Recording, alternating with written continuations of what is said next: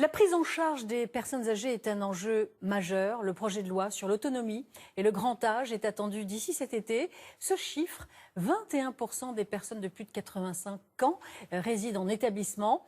À la une de ce 19 ans, une nouvelle génération de maisons de retraite et d'EHPAD qui allie soins, bien-être, nouvelles technologies et prix accessibles. Bienvenue à la Cité des Aînés, ouvert depuis septembre à Saint-Étienne. Frédéric Prabonneau, José Boulestec.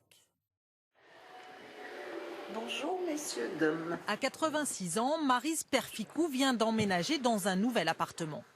Nous avons donc la pièce principale, la cuisinette, qui est tout équipée, et une chambre, un petit balcon, une salle de bain. Si elle a choisi la Cité des Aînés de Saint-Étienne, c'est parce que son mari peut aussi y être pris en charge. C'était un peu lourd pour moi avec mon mari parce que il est Alzheimer. C'est exactement ce qu'il me faut parce que moi, il est à côté dans un bâtiment tout près de moi et moi, je suis dans une résidence autonome comme dans un appartement. Dans cette structure ouverte depuis septembre dernier, d'un côté, 35 logements en résidence autonomie pour les retraités comme Maryse. De l'autre, un établissement pour personnes âgées dépendantes de 159 lits. Au centre, une rue baignée de lumière, façon place du village, dessert les espaces communs.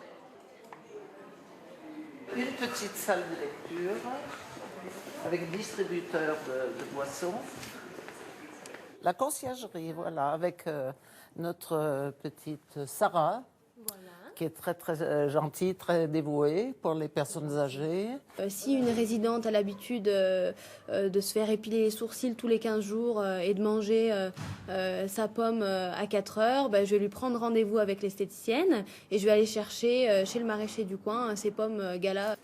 Sarah peut aussi prendre les rendez-vous chez la coiffeuse, présente plusieurs fois par semaine. Pratique pour les clients qui ont du mal à se déplacer.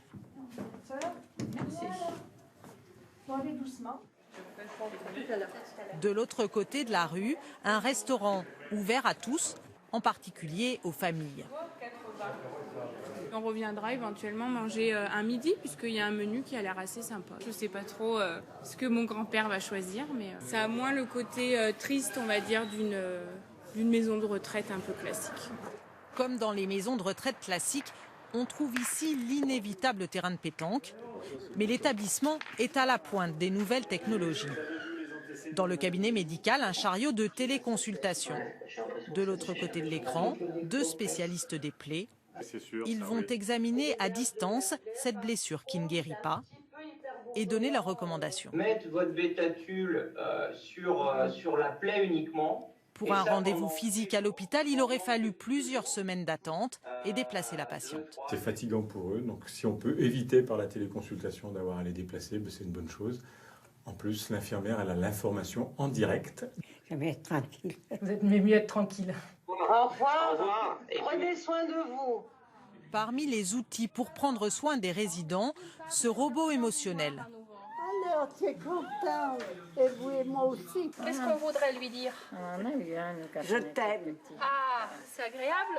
Avec son allure de peluche, il a prouvé son efficacité pour diminuer le stress et mieux communiquer. C'est un outil supplémentaire, effectivement, dans mon travail, oui. Ah oui, c'est de la compagnie. C'est agréable, on dirait un vrai. On leur parle, Ça permet surtout d'entrer en communication avec nos résidents. La Cité des Aînés a coûté 27 millions d'euros.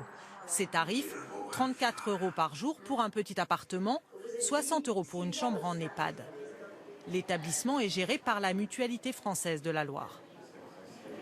On ne demande pas de gagner de l'argent, il ne faut pas que j'en perde non plus, mais ça permet de proposer un prix de journée, hébergement, qui soit accessible au plus grand nombre, tout en sachant que cet établissement est habilité à l'aide sociale, donc des résidents qui ont des revenus très faibles, et on en a qui ont des petites retraites autour de 700 ou 800 € par mois, peuvent venir ici sans problème. Maryse Perficou pioche elle dans ses économies pour son logement et celui de son mari. Le prix à payer pour pouvoir continuer à vivre côte à côte, même sans habiter ensemble. Après celle de Saint-Étienne, 2 autres cités des aînés doivent être construites cette année, à Montpellier et Valence.